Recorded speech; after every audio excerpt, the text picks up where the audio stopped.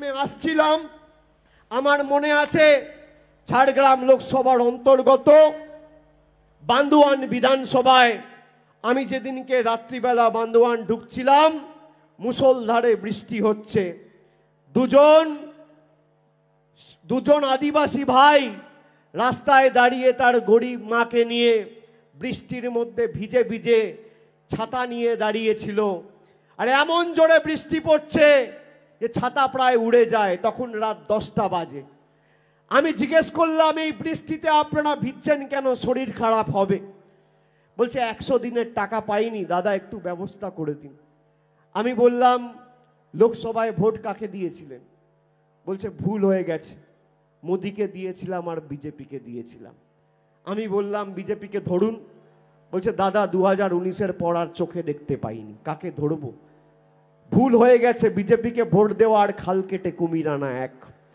আমি বলেছিলাম আপনারা নিজের অধিকারকে সামনে রেখে লড়াই করুন, আপনার 100 দিনের টাকা বন্ধ, তৃণমূল লড়াই করবে।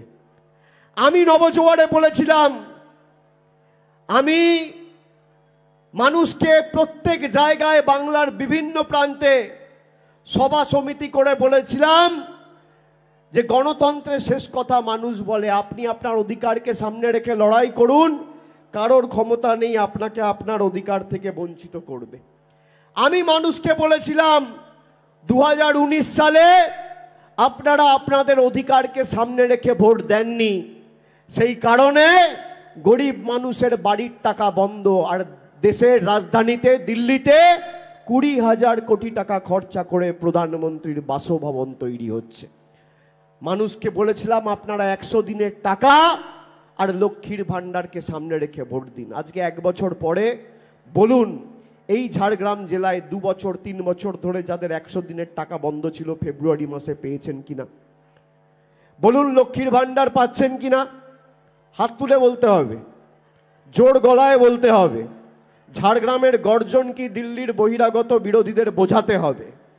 হাত তুলে বলুন পাচ্ছেন কিনা? সবাই পাচ্ছেন? সবাই পাচ্ছেন? সবাই পাচ্ছেন? আপনি আপনার অধিকারকে সামনে রেখে লড়াই করেছিলেন। আমরা বলেছিলাম আমরা দিল্লিতে গিয়ে এই 100 দিনের লড়াইকে সর্বাত্মক করব। আপনারা দেখেছেন গত বছর অক্টোবর মাসে আমরা 3 দিন দিল্লিতে, ভারতবর্ষের রাজধানীতে অবস্থান বিক্ষোভে বসেছিলাম। আমি যখন কৃষি ভবনে ভারতবর্ষের কেন্দ্রের সরকারের গ্রামোন্নয়ন দপ্তরের ভারপ্রাপ্ত মন্ত্রীর সাথে দেখা করতে গেছি, প্রতিমন্ত্রীর সাথে দেখা করতে গেছি, তখন আমাদের টেনে হিঁচড়ে চুলের মুঠি ধরে কৃষি ভবন থেকে বার করে দেওয়া হয়েছে।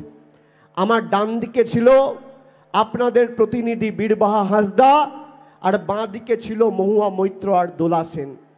3 জন মহিলাকে চুলের মুঠি ধরে টানতে টানতে দিল্লি পুলিশ, বিজেপি সরকারের অমিত শাহর অধীনস্থ CISF আর দিল্লি পুলিশ আমাদের প্রতিনিধিদের, জনজাতি প্রতিনিধিদের চুলের মুঠি ধরে টানতে টানতে বার করেছে। সেই ভিডিও আপনারা দেখেছেন গণমাধ্যমে।